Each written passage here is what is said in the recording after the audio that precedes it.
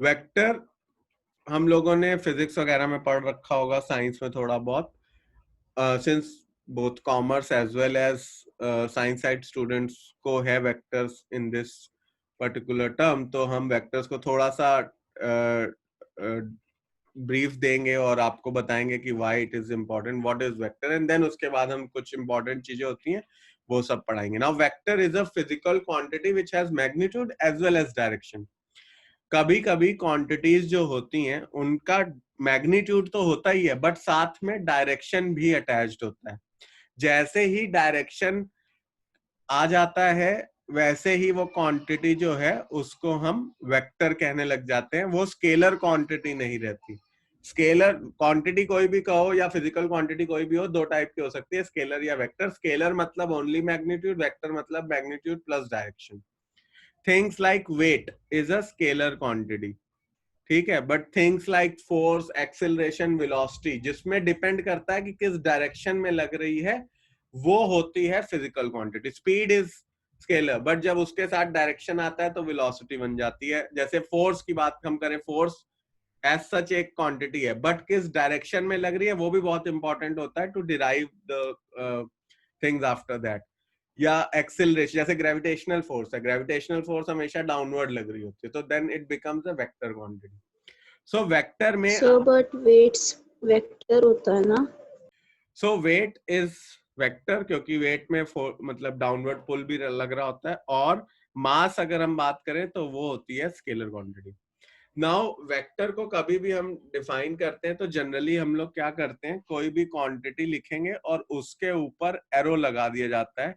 जैसे मानो कभी ऐसा आया तो ये एक वेक्टर है, या मानो ए बी लिखा तो ये एक वेक्टर है. क्या होता है वो अभी मैं एक्सप्लेन करता हूँ, बट जनरली किसी भी क्वांटिटी के ऊपर एक ये डायरेक्शन बन गया, इसका मतलब होता है ये वेक्टर है.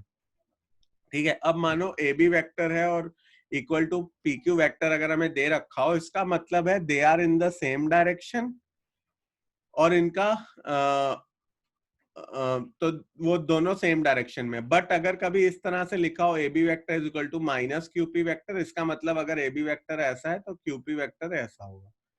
मैग्नीट्यूड वाइज इक्वल होंगे बट डायरेक्शन वाइज ऑपोजिट हो जाएंगे. अगर ये सेम, अगर इक्वल दे रखा है इसका मतलब मैग्नीट्यूड और डायरेक्शन सेम होगी. इसका मतलब अगर डायरेक्शन सेम है मतलब वो पैरेलल भी हो सकते हैं, वे भी हो सकता है कि वो कोलिनियर भी हो. बट अगर ऑपोजिट है तो मतलब अगर नेगेटिव है मतलब ऑपोजिट डायरेक्शन में, दैट इज फॉर श्योर. और अगर सेम है, पॉजिटिव है दोनों साइड, तो मतलब they are in the same direction. Zero vector क्या होता है, जिसका मैग्नीट्यूड जीरो हो, डायरेक्शन कोई भी हो सकता है. यूनिट वेक्टर क्या होता है, उसका मैग्नीट्यूड यूनिट है, डायरेक्शन उसकी डिफाइंड होगी. जैसे पी क्यू, जो भी वेक्टर की यूनिट वेक्टर क्या होता है, जनरली हम लोग जैसे ए एक वेक्टर है और यूनिट वेक्टर हम लोग ए कैप से डिफाइन करते हैं. इसका मतलब जब भी कैप लग जाए ऊपर समझो यूनिट वेक्टर है. और यूनिट वेक्टर होता क्या है, अगर वेक्टर को मैं उसी के मैग्नीट्यूड से डिवाइड कर दूं तो वो यूनिट वेक्टर हो जाएगा. इसका मतलब जैसे वेक्टर, जैसे ये एक वेक्टर है, this is P Q vector. अगर पी क्यू वेक्टर को मैं उसी के मैग्नीट्यूड से, पी क्यू के मैग्नीट्यूड से डिवाइड कर दूं तो वो एक यूनिट का वेक्टर हो जाएगा in the direction of P Q vector. तो पी क्यू वेक्टर जो बनेगा, unit vector of P Q vector which is P Q cap, वो होगा क्या, वो एक वन यूनिट मैग्नीट्यूड का वेक्टर होगा in the direction of vector P Q. ठीक है, फिर लाइक और अनलाइक वेक्टर की बात करते हैं. सेम डायरेक्शन कोलिनियर या पैरेलल हो तो वो लाइक होते हैं, डिफरेंट डायरेक्शन हो तो वो अनलाइक वेक्टर कहते हैं. को इनिशियल वेक्टर मतलब जो एक ही पॉइंट से स्टार्ट हो रहे हो उनको हम को इनिशियल वेक्टर कहते हैं. वेक्टर हमेशा क्या होगा, एक पॉइंट से स्टार्ट होगा और ऐसे एक एरो लगी होगी, इसका मतलब ये एक वेक्टर है.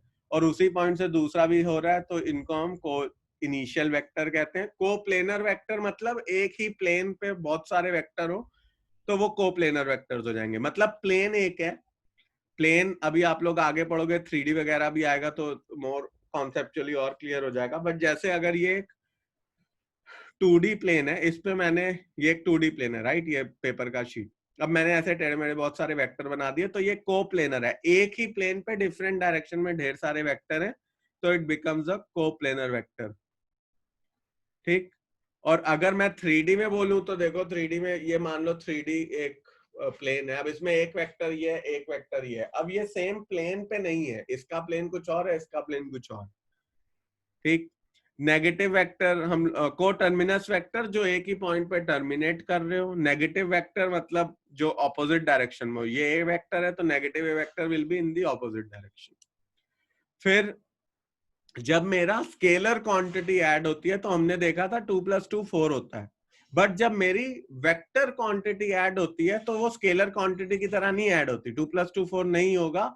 उसके लिए there are some laws to derive की वेक्टर की वैल्यू क्या है, जब दो वेक्टर ऐड हुए तो तीसरा वेक्टर जो प्रोड्यूस होगा उसकी वैल्यू क्या है, डायरेक्शन क्या है, वो सब डिराइव करने के लिए हम लोग कुछ लॉज यूज करते हैं।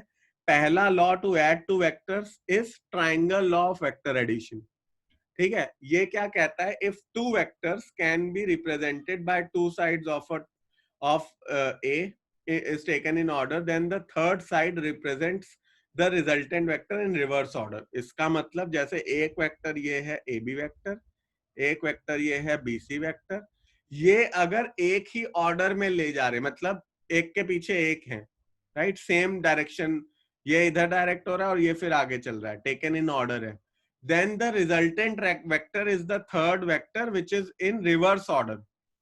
अगर ये सेम ऑर्डर होता तो ये ऐसे होना चाहिए था, बट ये रिवर्स ऑर्डर है, मतलब यहां से चालू होके यहाँ टर्मिनेट करेगा।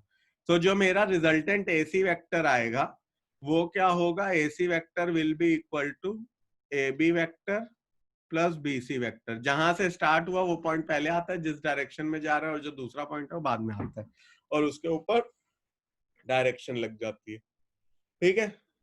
तो ये पॉइंट अब आप देखो, ये A B vector plus B C vector will be equal to A C vector. ये रूल आप याद रखना, इसको अभी यूज करके अपन बहुत सारे क्वेश्चन करेंगे तो बहुत अच्छे से याद हो जाएगा। ट्राइंगल लॉ ऑफ एडिशन मतलब ट्राइंगल की दो side are two vectors, third side is the equivalent vector of these two vector addition पे, but the order the reverse order में लिया जाएगा उसको, वो सेम ऑर्डर इस तरफ डायरेक्शन नहीं होगी, उसकी ऑर्डर उल्टी होगी। This is how we add two vectors. और दूसरा लॉ जो होता है उसको हम कहते हैं parallelogram law of vector addition, which is also derivation from a triangle law of vector addition only. Parallelogram law of vector addition में क्या होता है, if two co-initial vectors can be represented by two sides of parallelogram. देखो ये को-इनिशियल vector है, ओ से start हुआ, ये एक वेक्टर है और ये एक वेक्टर है, these are co-initial vector in this direction, ठीक है। then the diagonal from same initial point represents the resultant। अब होगा क्या, देखो बहुत सिंपल सी चीज है, ये पैरेललोग्राम है तो जो ये वेक्टर है वो ये वेक्टर के इक्वल होगा, क्योंकि पैरेललोग्राम की ऑपोजिट साइड्स क्या होती हैं, पैरेलल होती हैं और सेम मैग्नीट्यूड की होती हैं। तो अगर ये इसके पैरेलल है मतलब डायरेक्शन सेम है और मैग्नीट्यूड भी सेम है, तो मैं कह सकता हूं भाई जो ओबी वेक्टर है वो एपी वेक्टर के तो बराबर ही है। और अब आप बताओ O A vector plus AP vector according to triangle law जो अभी अपन ने पढ़ा है वो ओपी वेक्टर के बराबर है, और एपी वेक्टर के जगह हमें तो ओबी वेक्टर पता है तो आप ओबी वेक्टर डाल दो, which will be equal to OP vector. तो ट्राइंगल लॉ जो है वही होता है पैरेललोग्राम लॉ में भी, बस पैरेललोग्राम लॉ में क्या हो जाता है, एक ही इनिशियल पॉइंट होता है जिससे दो वेक्टर निकल रहे होते हैं, तो जो उनका रिजल्टेंट होगा वो उसी पॉइंट से तीसरा वेक्टर जो निकलेगा उसके बराबर होगा। ऑब्वियसली यहाँ पे भी आप ध्यान दो, जो इसका डायरेक्शन है वो ऑपोजिट है अदर टू वेक्टर के डायरेक्शन। नेक्स्ट, जो मेरे वेक्टर एडिशन होते हैं वो कम्यूटेटिव भी होते हैं और वो एसोसिएटिव भी होते हैं। कम्यूटेटिव होते हैं मतलब कि अगर मैं लिखूं A vector plus B vector that will also be equal to B vector plus A vector. Associative होते हैं उसका मतलब कि अगर मैं लिखूं A vector plus B vector plus C vector bracket में तो it will also be equal to bracket में A vector plus B vector plus C vector, ठीक है। सो ये एसोसिएटिव होते हैं, वेक्टर आगे पीछे हो जाते हैं। अब पहला सवाल जो आपको आ सकता है एक नंबर के लिए वो ये है कि if A vector B vector and C vector be vectors represented by sides of triangle, ये दी हुई है taken in order, prove that A vector plus B vector plus C vector is equal to 0। इसमें वो कह रहा है इसको प्रूव करो कि ये 0 है, ठीक है।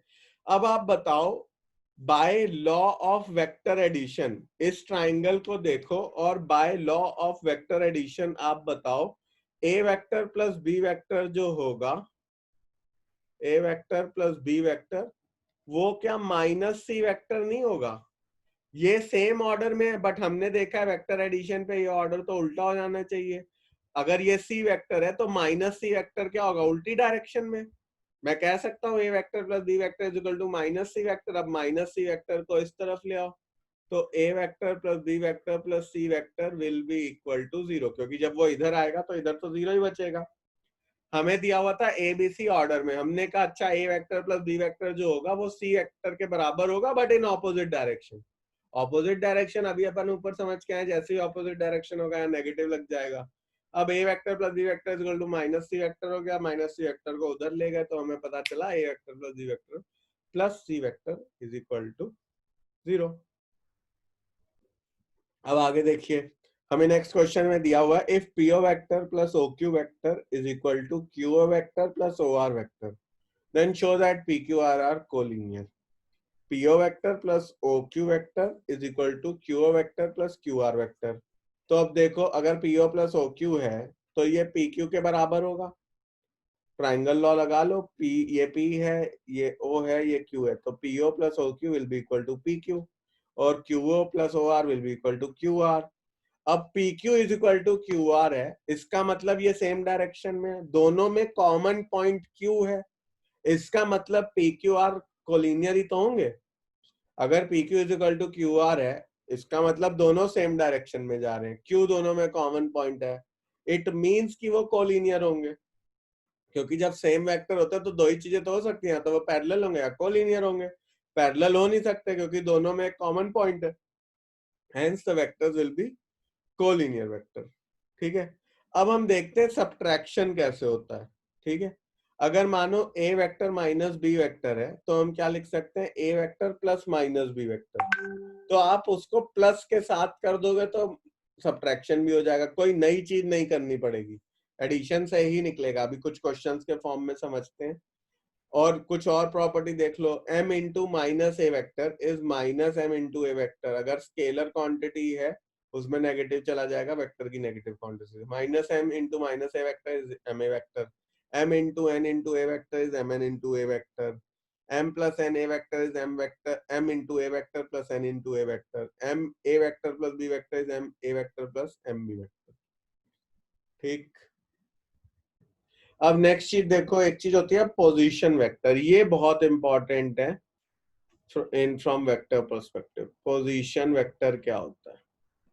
ठीक है, पोजीशन वेक्टर है कि if a point O is fixed as the origin in space, मतलब आप समझो जब भी पोजीशन वेक्टर बनाओगे, अगर ओरिजिन के रिस्पेक्ट में कोई वेक्टर बना रहे हो, जैसे ये ओपी वेक्टर, ठीक है, ओपी वेक्टर ये पोजीशन वेक्टर है क्योंकि इसमें जो एक पॉइंट है उसको ओरिजिन पे फिक्स कर दिया गया है and P is the point जिसको ओरिजिन के रिस्पेक्ट में देखा जा रहा है। ओरिजिन से कितना दूर है, ओरिजिन से कितनी किस डायरेक्शन पे है, तो उस वेक्टर को हम लोग पोजीशन वेक्टर कहते हैं of P with respect to O। तो OP वेक्टर जो बना उसको हम कहेंगे this is position vector of P with respect to O। काफी बार ये चीज का बहुत ज्यादा इंपॉर्टेंस है, अभी आगे मैं उसको और डिटेल में समझाऊंगा। दूसरी चीज, कभी भी अगर ऐसे लिखा हो ए बी वेक्टर, इसका मतलब है डायरेक्शन जो है वेक्टर की ए से बी की तरफ है, उल्टा मत बना देना। या मानो क्यू आर वेक्टर है तो इसकी डायरेक्शन है, अगर क्यू इस तरफ है आर इस तरफ है तो ये क्यू से आर की तरफ की डायरेक्शन है, ये समझ के चलो। ठीक है, अब उसके बाद हम बात करते हैं सेक्शन फॉर्मूला की। तो वेक्टर्स में भी सेक्शन फॉर्मूला लगता है। फॉर एग्जाम्पल, अगर मैं कहूं कि मेरे पास दो पॉइंट्स हैं A and B with position vector as A vector and B vector. अब समझो आप पोजीशन वेक्टर का भी लॉजिक, ये ए पॉइंट है, ये बी पॉइंट है, इसका पोजीशन वेक्टर मतलब with respect to origin A vector है इस डायरेक्शन में, और इसका position vector with respect to origin B vector है, तो ये इस डायरेक्शन में हो गया। अब वो कह रहा है let C be any point dividing A B internally in ratio of m/n। यहाँ पे एक हमने कोई सी पॉइंट ले लिया जो इस पूरी चीज को m/n के रेशियो में डिवाइड कर रहा है। ठीक, अब मुझे बताना है then the position vector of C. Position vector of C मतलब ओसी जो है उसको हम बोलेंगे m इंटू ए वेक्टर, मतलब यहाँ का m into A vector plus n into B vector upon m plus n। ये होता है मेरा section formula in case of vectors. ठीक है, अगर मुझे दिया हुआ है ओसी एक वेक्टर है जिसका मुझे पोजीशन वेक्टर निकालना है, तो पोजीशन वेक्टर हो जाएगा m into A vector plus n into B vector upon m plus n। जैसा सेक्शन फॉर्मूला हमने नॉर्मली पढ़ा था वही रहेगा। Only thing that will differ is कि इसमें वेक्टर्स होंगी स्केलर क्वांटिटी की जगह। ठीक है, अब इसके कुछ क्वेश्चंस देखते हैं। अब इसके क्वेश्चंस देखते हैं सेक्शन फॉर्मूला के। If d is a point, if d is mid point of side BC, ये मिड पॉइंट मतलब 1:1 का रेशियो। Prove that AB vector plus AC vector is equal to twice AD vector. तो अब यहाँ पे क्या होगा, AD वेक्टर जो है हम लोग सेक्शन फॉर्मूला लगाएंगे 1 into B vector plus 1 into C vector upon 1 plus 1 2। अब हो गया 2 times D vector is equal to B vector plus C vector. B vector है क्या, A B vector, C vector है क्या, ए सी वेक्टर, और D vector है क्या, ए डी वेक्टर। तो पहला पार्ट हमने प्रूव कर दिया। फिर एक क्वेश्चन देखते हैं। If D and E are mid points of side A B and A C of triangle ABC, prove that BE vector plus D C vector is equal to 3/2 BC vector. ठीक है, हमें दिया हुआ D और ई जो है वो mid point है of side AB and AC of triangle ABC। अब देखो जो DE वेक्टर है इसमें हमें क्या निकालना है, हम पहले BE वेक्टर निकाल लेते हैं। BE वेक्टर अगर निकालना है, और अब देखो एक चीज और समझो, अगर यहाँ पे मुझे पोजीशन वेक्टर ऑफ B दिया हुआ है B vector, position vector of C दिया हुआ है C वेक्टर, और मुझे निकालना हो BC वेक्टर, तो मैं उसको कह सकता हूं position vector of C minus position vector of B। BC vector निकालना है using position vectors given for point B and C is equal to position vector of C minus position vector of B। तो ये हो गया मेरी value BC की। ठीक है, और अब मुझे यहाँ पे देखो BE वेक्टर निकालना है, तो BE वेक्टर क्या हो जाएगा, ये वाला जो पॉइंट है ये मेरा दिया हुआ है, ये O है, ओरिजिन के रिस्पेक्ट में ये पॉइंट है। अब अगर ये टोटल C है तो ये E पॉइंट AE क्या हो जाएगा, या CE क्या हो जाएगा, C/2 वेक्टर। ऐसे ही ये क्या हो जाएगा, AD या DB B/2 वेक्टर। ये पॉइंट हो जाएगा with respect to the whole vector C vector by 2, या ये वाला हो जाएगा B वेक्टर बाय 2। अब BE निकालना है, BE में क्या हो जाएगा, position vector of E minus position vector of B which is C/2 minus C/2 vector minus B vector. और DC निकालना है, ये DC तो हो जाएगा मेरा, यहाँ पे मैं DC दिया ना, DC के लिए क्या हो जाएगा, C vector minus B/2 vector. ठीक है, अब इन दोनों को ऐड कर दिया, मेरे पास आंसर क्या आ गया, ये हो गया 3/2 C vector minus 3/2 B vector. 3/2 common ले लिया, C vector minus B vector, C vector minus B vector है क्या, BC। तो यहाँ आंसर आ गया 3/2 BC vector which is what we wanted to। Now we come to components of vector। अभी तो हम लोगों ने हाई लेवल चीजें पढ़ी कि वेक्टर क्या होता है और कैसे उसमें एडिशन होता है या सेक्शन फॉर्मूला कैसे लगता है। अब हम लोग पढ़ रहे हैं कंपोनेंट्स ऑफ वेक्टर। ठीक है, हमने अभी आपको बोला कि एक ये वेक्टर है OP वेक्टर, जो P इसके पॉइंट है x, y, और ये ओरिजिन है O के रिस्पेक्ट में है OP वेक्टर। अब आप देखो जो मेरा OP वेक्टर है वो एक्चुअली दो चीजों को मिला के बना है। एक ये x एक्सिस पे x है, और ये x पॉइंट है, और y एक्सिस पे यहाँ y पॉइंट है। ठीक, अब हमें पता है कि जो मेरे कुछ यूनिट वेक्टर होते हैं, फॉर एक्स एक्सिस मेरा यूनिट वेक्टर होता है आई कैप, फॉर वाई एक्सिस मेरा यूनिट वेक्टर होता है जे कैप, और अभी 3D डायरेक्शन आएगी तो उसमें जेड एक्सिस होती है और उसका यूनिट वेक्टर होता है के cap. I cap is my unit vector in x direction, j cap is my unit vector in y direction, and k cap is my unit vector in z direction. अब आप देखो OP जो है वो actually में, अगर मैं यहाँ पे पॉइंट M बना लूं, OP का डायरेक्शन ये है, ये OM का डायरेक्शन ले लूं और ये PM का डायरेक्शन ले लूं, तो मैं कह सकता हूं जो OM वेक्टर है plus PM plus MP vector जो है वो इक्वल टू होगा OP vector. OM vector plus MT vector will be equal to OP vector. अब आप OM वेक्टर देखो, X इसका मैग्नीट्यूड X है और इसका डायरेक्शन क्या है I कैप, क्योंकि unit vector in X direction is I cap. Unit vector उसमें मतलब डायरेक्शन वो हो गई, उसकी मैग्नीट्यूड 1 है, इंटू एक्स कर दूंगा तो OM वेक्टर मिल जाएगा. डायरेक्शन इंटू मैग्नीट्यूड कर दूंगा तो वेक्टर ही तो मिलेगा OM वेक्टर.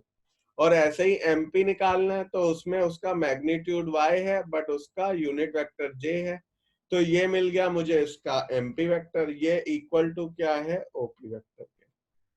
ठीक है, अब ये जो OP वेक्टर मेरा निकल के आया ये एक्चुअली में है OM vector plus MP vector. इसको मान लो मैं कहता हूं R वेक्टर. ये R वेक्टर जो है वो ये है इक्वल टू R वेक्टर. ठीक, अब अगर मेरे को मैग्नीट्यूड निकालना है, मैग्नीट्यूड जब भी निकालना होता है तो हम ऐसे मॉड लगा देते हैं वेक्टर के आजू बाजू. इसका मतलब होता है कि इसका मैग्नीट्यूड निकालना है तो वो क्या हो जाएगा, under root of X square plus Y square. अगर मुझे इसका मैग्नीट्यूड निकालना है तो ये पाइथागोरस लग सकता है ना, X square plus Y square under root. ये मेरे पास इसका मैग्नीट्यूड आ गया.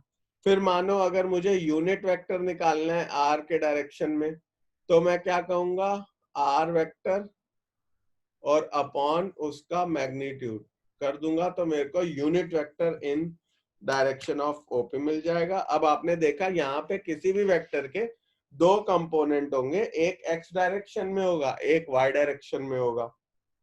ठीक, वेक्टर था हमारा OP वेक्टर बट उसके दो कंपोनेंट बन गए, एक एक्स वाले डायरेक्शन में एक वाई वाले डायरेक्शन में. xi plus yj becomes the two component of my vector. अब इस कॉन्सेप्ट के बेस पे we will try to do certain questions.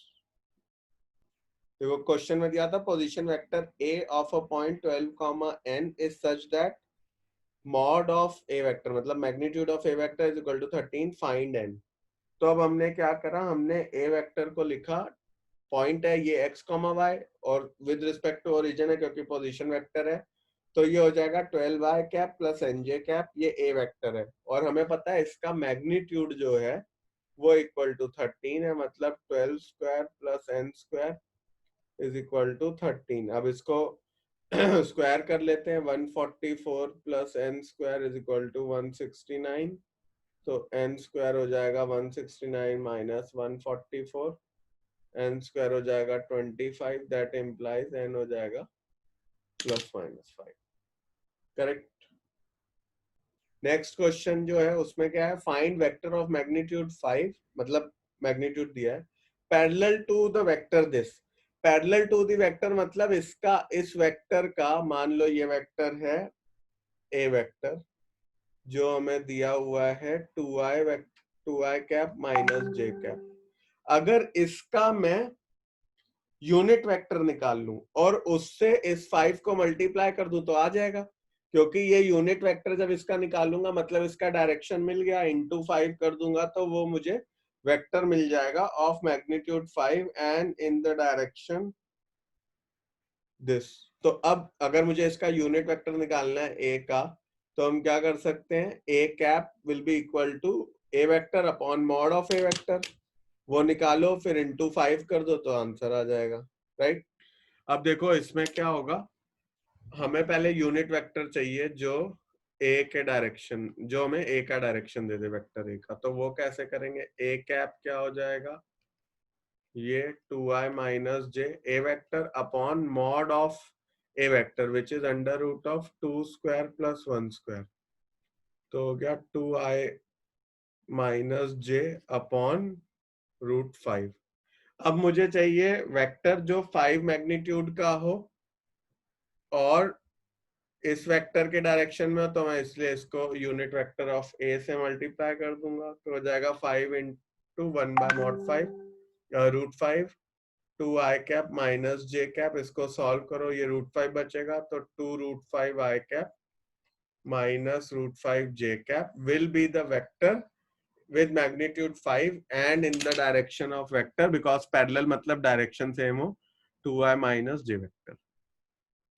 now 2D की बात हो गई, अब थर्ड डायमेंशन भी ऐड अगर कर दें तो कैसे होगा वो देखेंगे। हमने i वेक्टर बताया वो x में होता है, अगर x डायरेक्शन में ये i कैप है, y डायरेक्शन में ये j कैप है, और थर्ड डायमेंशन आ जाएगी जो कि k कैप हो जाएगी विच इज z।